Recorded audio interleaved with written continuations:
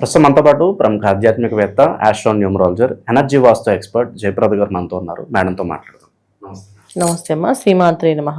Madam, ఆదివారం పుట్టిన వాళ్ళ లైఫ్ కావచ్చు, జాతకం కావచ్చు, ఏ విధంగా ఉంటుందో మనం మాట్లాడదాం. మేల్ అయినా సరే, ఫీమేల్ అయినా సరే, మరి ఆదివారం పుట్టిన వాళ్ళ విశేషాలు ఏంటి, వీళ్ళ మనస్తత్వం ఏ విధంగా ఉంటుంది, ఏ విషయాల్లో ఎక్కువ నష్టపోతూ ఉంటారు, ప్లస్లు మైనస్లు తెలియజేయండి. ఇక ఓవరాల్గా వీళ్ళు లైఫ్ లాంగ్ బాగుండాలంటే ఏం చేస్తే బాగుంటుంది అంటారు? తప్పకుండా. ఆదివారం పుట్టిన వాళ్ళ నుంచి చాలా అదృష్టవంతులు అని చెప్పాలి. ఎందుకంటే చాలా చాలా అదృష్టం ఉంటేనే ఆదివారం పుడతారు. ఆ అదృష్టాన్ని వాళ్ళు వాడుకోవడం రాకపోతే అది చాలా మనం ఇంకా దాన్ని వర్ణాతీతం అనమాట. దాన్ని వర్ణించడం అవసరం లేదు. చాలా వరకు మా జీవితంలో అదృష్టమైనది లేదు అనుకుని బతుకుతుంటారు వీళ్ళు ఆదివారం పుట్టిన వాళ్ళు. సో లైఫ్లో ఉండేది వాళ్ళకి అదృష్టం. ఏ విషయమైనా ఆదివారం పుట్టారు వాళ్ళంటే వాళ్ళ జాతకంలో ఎంతో కొంత అదృష్టం మూట కట్టుకొని వచ్చిన అర్థం. ఆ అదృష్టం ఎలా అంటే దానికి ఒక సీక్రెట్లో కీస్ ఉంటాయి కదా, ఒక్కొక్క ద్వారాన్ని ఓపెన్ చేసుకుంటూ వెళ్ళాలి. అప్పుడే వీళ్ళకి అదృష్టమైన ద్వారాన్ని ఓపెన్ అవుతుంది. ఇది వీళ్ళు తెలుసుకోవాల్సిన విషయం ఏంటంటే, చిన్నప్పటి నుంచి మా జీవితంలో గొప్పగా ఏం జరగలేదు అనే తత్వం నుంచి బయటపడాలి వీళ్ళు. సో ఎందుకంటే ఒక్కొక్క లైఫ్లో ఒక్కొక్కలా ఉంటాయి. ఏది మన ముందు ఉన్న జీవితమే మనకి పరమాణం అనుకుంటామో అదే మనకి దేవుడు మనకి ఇచ్చిన గిఫ్ట్. అలా అనుకునే తత్వం లేకపోతే మనం ఎంత అదృష్టవంతులైనా మనకి ఎప్పటికీ గుర్తించడం. ఇప్పుడు చాలామంది చూసుకోండి, ఒక వాచ్మెన్ పిల్లలు కష్టపడి చదువుకుంటుంటారు. అదే పిల్లలు కొంతమంది సేమ్ అదే డేట్ ఆఫ్ బర్త్లో పుట్టిన పిల్లలు వీళ్ళు వాచ్మెన్గా పుట్టారు, వాళ్ళ ఇంట్లో కోటీశ్వర్ ఇంట్లో పుట్టారు. వీళ్ళు హ్యాపీగా మంచి పట్టుపరుగులో చదువుకుంటుంటారు. సో డిఫరెన్సెస్ తెలుసుకోవాలి కదా. వాళ్ళకి మాకు డిఫరెన్స్ ఏం లేదు అని అనుకున్నారు అనుకోండి, అప్పుడు ఏమవుద్ది? భగవంతుడు ఏమనుకుంటాడు, వీళ్ళకి ఇంతకున్న తెలియట్లేదు ఆ విషయం అనుకోరా. సో ఒకే సమయంలో పుట్టిన వాళ్ళు ఒకేలాగా ఉండరు. ఒకరు పేదవాళ్ళంటే పుట్టచ్చు, వాళ్ళు గొప్ప వాళ్ళంటే పుట్టచ్చు. ఈ గొప్ప వాళ్ళ ఇంట్లో కూడా నేను పేదవారికి నాకేం పెద్ద తేడా ఏం లేదు, నేను వాళ్ళలాగే ఉన్నాను అనుకున్నాను అనుకోండి, అప్పుడు భగవంతుడు అంటారు కదా ఖచ్చితంగా, నీకు ఇచ్చిన వాల్యూ తెలియదు అని చెప్పేసి. అలా వాల్యూస్ తెలియకుండా ఉండడమే ఆదివారం పుట్టిన వాళ్ళకి. సో చాలా వరకు ఆదివారం పుట్టిన వాళ్ళ అదృష్టాన్ని వాళ్ళు తెలుసుకోలేరు. అందువల్ల మాకేం పెద్ద గొప్పగా ఏం జరగట్లేదు, మాకేం పెద్ద డిఫరెన్స్ ఏం తెలియట్లేదు, ఏమో నాకేం అనిపించట్లేదు అని చెప్పి ప్రతి ఒక్కరు ప్రతి విషయంలో అంటుంటారు. కానీ వాళ్ళకి జరిగినంత అదృష్టం ఇంకొకరు జరగదు. ఇది ఆదివారం పుట్టిన వాళ్ళకి.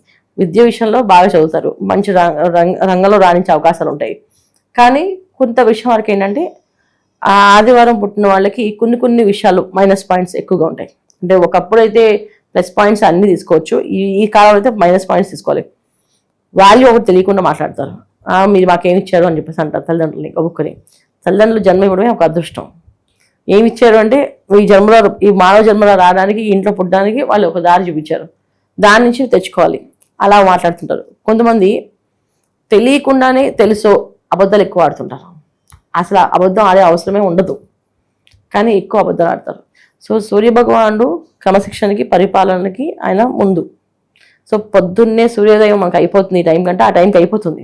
అది మనం వర్షం పడినా మబ్బులు వచ్చినా ఆయనైతే ఆగరు, కనిపిస్తాడు. సో మన జీవితంలో అదృష్టం అనేది అలా ఉంటుంది వీళ్ళకి. ఆదివారం పుట్టిన వాళ్ళకి వాళ్ళ అదృష్టం ఎక్కడ ఆగదు, వచ్చేస్తూనే ఉంటుంది. కానీ దాన్ని గుర్తించకపోవడం అనేది వాళ్ళ లోపమే. ఏంటి, ఈ ఆదివారం పుట్టిన వాళ్ళు ప్రతి ఒక్కరికి ఏంటంటే ఆ అబద్ధం అనే జీవితంలో బతుకుతారు. అందువల్ల వీళ్ళు నష్టపోతారు. వీళ్ళు అబద్ధం ఆడకుండా నిజాయితీగా ధర్మ పరిపాలనలాగా, ధర్మాత్ముల్లాగా వీళ్ళు ఉండగలిగితే వీళ్ళ లైఫ్లో అదృష్టం అనేది ఎక్కడికి పోదు. ఒక్క అబద్ధం కూడా ఆడకుండా ఉంటే వీళ్ళన్నీ సాధించగలరు. కానీ భగవంతుడు, ప్రకృతి పరీక్షిస్తుంది ఏంటంటే, వీళ్ళు అబద్ధం ఆడతారా, చిన్న విషయాలు కూడా అబద్ధాలు ఆడతారు.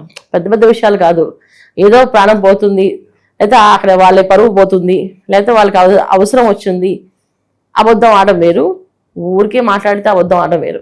ఇలా కొన్ని విషయాలు వీళ్ళు అబద్ధాలు ఎక్కువగా చెప్పడం వల్ల వీళ్ళ లైఫ్లో ఒక అబద్ధానికి వాళ్ళు కోల్పోయింది ఏంటంటే 1 సంవత్సర కాల జీవితాన్ని కోల్పోతుంటారు. ఇది వీళ్ళకున్న main minus point. Plus point అయినా మైనస్ పాయింట్ అంటే, ఏ విషయమైనా ఎదుటి వాళ్ళ ముందు కాంప్రమైజ్ అవ్వకూడదు అనే ఉద్దేశంతో టక్కన అబద్ధం చెప్పేస్తారు. ఇప్పుడు డిగ్రీ చదువుతున్నాం అని అడిగా అనుకోండి, ఒక డిగ్రీ స్టూడెంట్ ఇప్పుడు డిగ్రీ అయిపోయి నెక్స్ట్ ఏం చేస్తా అంటే, నెక్స్ట్ పీజీ చేద్దాం అనుకుంటున్నా. ఇక్కడ డిగ్రీకి ఎన్ని మార్క్స్ వచ్చే తెలియదు దానికి, అక్కడ మార్క్స్ ప్రాబ్లం అవుతాయి, మళ్ళీ నెక్స్ట్ పీజీ చేసేస్తాను చెప్తాను. సో ఏం చేద్దాం అనుకుంటే, నేను అది చేస్తా ఇది చేస్తా గొప్పలు అవి ఎక్కువగా మాట్లాడతారు. కానీ అక్కడ జరిగేది ఏంటంటే జీరో, అక్కడ ఉండవు. ఇవి మెయిన్ ప్రాబ్లమ్స్. ఆదివారం జనరల్గా నేను ఇవాళ ప్రేక్షకులు తిట్టుకోవచ్చు, ఏమంటే వీడియో చెప్తుందని చెప్పేసి. నేను అనాలిసిస్ చేసిన జాతకాల్లో 90% అబ్బాయిలు అమ్మాయిలు ఇలాగే ఉన్నారు. 90%, 10% కాదు, 90%. ఒక 10% బాగున్నారు, అయితే వాళ్ళు బాగున్నారు, బ్రహ్మాండంగా ఉండాలని చెప్పడానికి వాళ్ళ జాతకంలో లగ్నోబలం బాగుంది, గ్రహస్థితి బాగుంది, గ్రహాలు అనుకూలంగా ఉన్నాయి. అందువల్ల వాళ్ళు టాపెస్ట్ ర్యాంకులో ఉన్నారు. ఐపీఎస్ చదివిన వాళ్ళు ఉన్నారు, సివిల్స్ లో మంచి ర్యాంక్ లో రాణించే వాళ్ళు ఉన్నారు, ఫస్ట్ అటెంప్ట్ లోనే సివిల్ పాస్ అయిన వాళ్ళు ఉన్నారు ఆదివారం పుట్టిన వాళ్ళు. తర్వాత వాళ్ళ ఇంట్లో కొన్ని ఇళ్లలో సాంప్రదాయాలు ఉంటాయి, వాళ్ళు ఆ సాంప్రదాయాన్ని ఫాలో చేస్తూ వాళ్ళు ప్రతి సంవత్సరము ఇంతమందికి ధాన్యం పంచాలని ఉంటుందంట. అది వాళ్ళు పాటించే వాళ్ళు చేసే వాళ్ళు ఉన్నారు. కాకపోతే వాళ్ళు మన తెలుగు వాళ్ళు కాదు, నార్త్ ఇండియన్స్. వాళ్ళు ఆదివారం పుట్టిన వాళ్ళు అక్కడ నార్త్ ఇండియన్స్ లో వాళ్ళకి ప్రతి సంవత్సరం ఇంత పంట పంచుతారంట. అది ఇవాళకి వాళ్ళ డబ్బు లేకపోయినా అప్పు చేసినా ఆ పంట తీసుకొచ్చి పనిచేస్తారంట. మొత్తం చుట్టుపక్కల ఊర్లో అందరినీ, అది వాళ్ళ నాన్నగారు చేశారంటే తర్వాత వీళ్ళు చేయాలని అది ఫాలో అవుతున్నారు. అందువల్ల వాళ్ళ ఇంట్లో అభివృద్ధి అనేది బాగుంది, ఆర్థిక వృద్ధి బాగుంది. తర్వాత ఇంకొక ఫ్యామిలీలో ఆదివారం పుట్టిన అబ్బాయిని చూస్తే ఆ అబ్బాయి రాజకీయాల్లో రాణిస్తున్నాడు.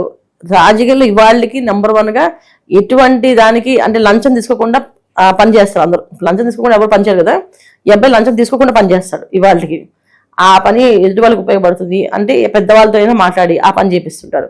అలాంటి వాళ్ళకు ఉన్నారు. ఇప్పుడు ఆ అబ్బాయికి ఆ పదవి అంటే చెప్పుకోదగ్గ పోస్ట్ అయితే లేదు, కానీ పని అయితే ఆ అబ్బాయి చెప్పాము అంటే, ఆ అబ్బాయి వచ్చాడు అంటే రాజకీయ నాయకులే భయపడతారు. వద్దులే ఇతను వచ్చాడంటే ఊరుకోడు, చేయకపోతే ఏదో ఒకటి లిటిగేషన్ బట్టి మొత్తం అన్ని బయట తీసుకొస్తాడు, చేసేది ఒక చిన్న పనే కదా అని చెప్పి అలాంటి పనులు చేసే వాళ్ళు కూడా ఉన్నారు. అయితే ఇది 10% జాతకంలో లగ్న బలాలు బాగున్న వాళ్ళు.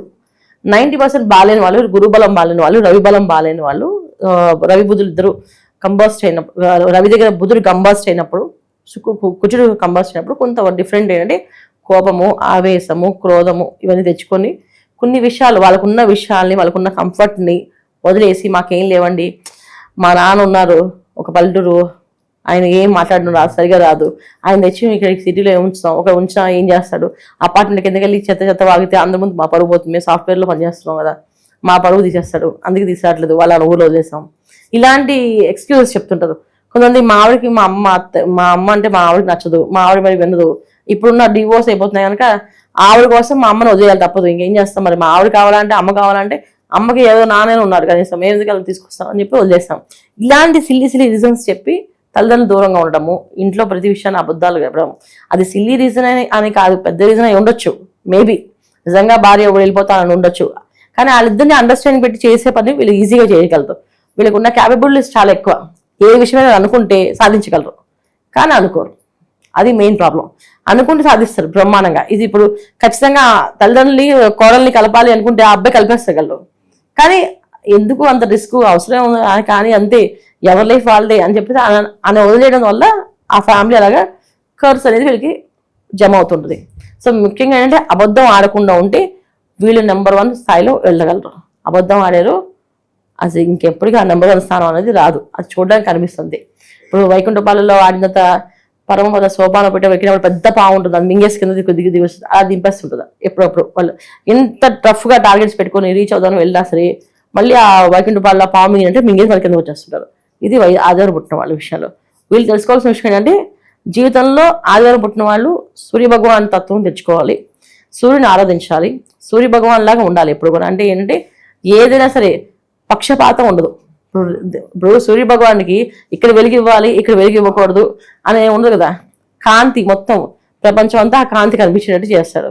అలాంటి లక్షణాలు కలిగి ఉండాలి వీళ్ళు. స్వార్థం అనేది మనసులో రానికుండా, ఆవేశం ద్వేషం అనేది మనసులో రానికుండా, అబద్ధాలు మాట్లాడకుండా ప్రశాంతమైన వాతావరణంలో ఎంతవరకు మన వల్ల ఎంతవరకు అవుతుందో అంతవరకు సేవ చేద్దాం అని తత్వం వస్తే అదృష్టం వీళ్ళకి కనిపిస్తుంది.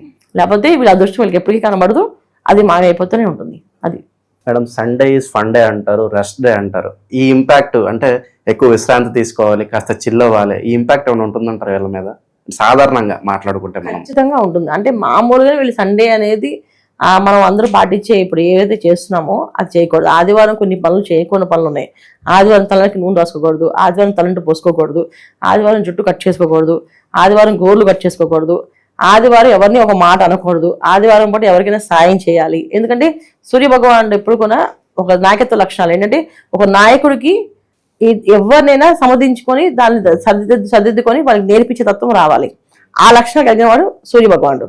ఆ లక్షణాలు ఆదివారం పూట మనం చేయాలి. కనీసం ఎవరికైనా సాయం చేయడము, లేదా ఆ రోజు అబద్ధం ఆడుకుని ఉండడము, ఆ రోజు ఎవరితోని హేళన చేసి మాట్లాడుకొని ఉండము, లేదా ఆ రోజు ఏదైనా కొంత ముఖ్యమైన పనులు మన ఇంట్లో ఇప్పుడు చేసే పనులు ఏవైతే ఉన్నాయో, ఈ నెయిల్స్ కట్ చేయడం కానీ, హెయిర్ కట్ చేయడం కానీ, ఇలాంటి ఆపేయడం వచ్చేస్తే అభివృద్ధి అనేది వస్తుంది.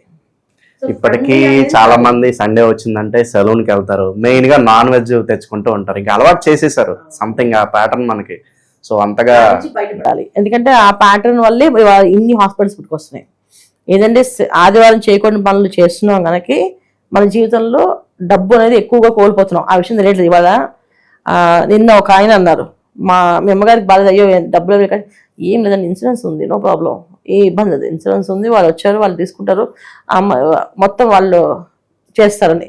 ఇన్సూరెన్స్ అయినా దేనిదైనా ఇప్పుడు శరీరం అయితే ఒక హాస్పిటల్కి వెళ్ళిందంటే అది తిరిగి వచ్చే వరకు ప్రమాదమే.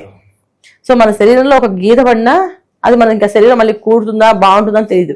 అలాంటి సిచ్యువేషన్ వెళ్ళే కారణం ఎవరు తెచ్చుకున్నాం, మనం చేయకూడని పనులు, ఈ ఆదివారాలు నాన్ వెజ్ తినడం వల్లే అవుతుంది. ఆదివారం సాత్విక ఆహారం తింటే, ఆదివారం అనేది సిరిల సంపద వారం, అది అంటే సిరిలు ఇచ్చే వారం అనమాట. సో సూర్య భగవానికి ఇప్పుడు ధాన్యాన్ని ఎలా వేసి పూజ చేస్తారో, ఇప్పుడు పంట రాగానే ఇప్పుడు మనం అన్ని నెలల్లో పూజలు చేయము, ఒక సంక్రాంతి పండుగ చేస్తాం. సంక్రాంతి పండుగ రోజు ఎందుకు చేస్తాం, మేషరాశిలో సూర్యుడు ప్రవేశించడం, పంటలు అందరికీ రావడం, ఆ రోజు స్వామివారిని ఎక్కువగా పూజించడం. ఎందుకు పూజిస్తాం అంటే ఒక కృతజ్ఞత భావం, ఆయన వల్ల మాకు ఇంత పంట వచ్చిందని చెప్పేసి. అలాంటప్పుడు ఆదివారం మనం చాలా నిష్ఠగా మీరు కనీసం ఒక 40 ఆదివారాలు అలా ఉండి చూడండి, లైఫ్ ఎలా ఉంటుందో చూడండి. 40 వీక్స్ నాన్ వెజ్ తినకుండా, సెలూన్కి వెళ్ళకుండా, గోల్డ్ కట్ చేయకుండా, ఆ రోజు ఎవరితో బాధ పెట్టే మాటలు మాట్లాడకుండా, అలాగనే అబద్ధాలు ఆడకుండా ట్రై చేసి చూడండి. 40 వీక్స్ ఎలా ఉంటుంది లైఫ్ చూడండి, ఇంత బ్రహ్మాండంగా ఉంటుంది. సిరి సంపదలు ఇచ్చే వారం అంటే ఆదివారం అంటాం. అందరూ శుక్రవారం పూజ చేస్తారు, కానీ ఆదివారం ఎక్కువ పూజ చేయాలి. చేస్తే చాలా సిరి సంపదలు వస్తాయి మన ఇంట్లో. అంటే ధనధాన్యాలు, సిరి సంపదలు ఎప్పటికీ కొలువై ఉంటాయి. అది ఆదివారం స్పెషల్. మరి ఈ ఆదివారం పుట్టిన వాళ్ళు లైఫ్ లాంగ్ చేసుకోవాల్సిన పరిహారాలు ఏంటి మేడం? లైఫ్ లాంగ్ సూర్యనారాయణ స్వామిని ఆరాధించడం. సూర్యోదయం పూర్వమే నిద్ర లేచి సూర్య నమస్కారం చేస్తే వాళ్ళలో జరిగే కొన్ని పరిణామాల నుంచి బయటపడతారు. అంటే ఇప్పుడు అబద్ధం మేము ఆడట్లేదు, కానీ మేము మార్కెటింగ్లో ఉన్నాం, తప్పదు అబద్ధం ఆడాల్సిందే అని అంటారు. అలాంటి జాబ్ నుంచి బయటపడతారు, మంచి జాబ్లోకి వెళ్తారు. అండి ఊరికి అబద్ధం ఆడే వాళ్ళకి ఈ ఆలోచన మారుతుంది. నేను అబద్ధం ఆడడం వల్ల ఎందుకు నష్టం కదా, నా శరీరం వింటుంది, నేను వింటున్నాను అనే తత్వం వస్తుంది, మాట్లాడుకుని ఉంటారు. అభివృద్ధి అనేది ఆ రంగంలోకి వెళ్ళే అవకాశం ఉంటుంది. సూర్యోదయం పూర్వం నిద్ర లేవడం, సూర్య ఆరాధన చేయడం. సూర్యనారాయణ స్వామి దేవాలయాలు ఉన్నాయి. అరసివల్లి ఉంది, అరసివల్లి సూర్యనారాయణ స్వామి దేవాలయానికి వెళ్ళడం. కుంభకోణంలో సూర్య భగవాన్ అంటే ఆలయం ఉంది, ఆలయాన్ని దర్శనం చేసుకోవడం. సంవత్సరానికి ఒకసారైనా వెళ్ళి అక్కడ ఆరాధన చేసుకోవడం. రథసప్తమి అనే ఒక వేడుక మనకి ప్రతి పండుగ సంవత్సరం వస్తుంది మాఘమాసంలో. ఈ రథసప్తమి రోజున ఉపవాసం ఉండి సూర్య భగవానికి ప్రదక్షిణాలు చేయాలి. 21 ప్రదక్షిణాలు చేసి అరుణపారాయణ చేయించుకోవాలి ప్రతి సంవత్సరం. ఇలా చేయించుకునే వాళ్ళకి అభివృద్ధి అనేది బ్రహ్మాండంగా ఉంటుంది, చేసుకోవాలి. ఇక మన జాతకం యాక్టివేట్ అవ్వాలంటే కొన్ని పవర్ఫుల్ టెంపుల్స్కి వెళ్ళి కొన్ని కార్యక్రమాలు చేస్తూ ఉంటే బాగుంటుంది కదా, వీళ్ళు ఎక్కడికి వెళ్తే బాగుంటుంది అంటారు? సూర్యనారాయణ స్వామి టెంపుల్, మన అరసివల్లి సూర్యనారాయణ స్వామి టెంపుల్కి వెళ్ళడం. కూర్మనాథుడు అని చెప్పేసి మనకి శ్రీకాకుళం దగ్గర ఉంది, అక్కడికి వెళ్ళడం.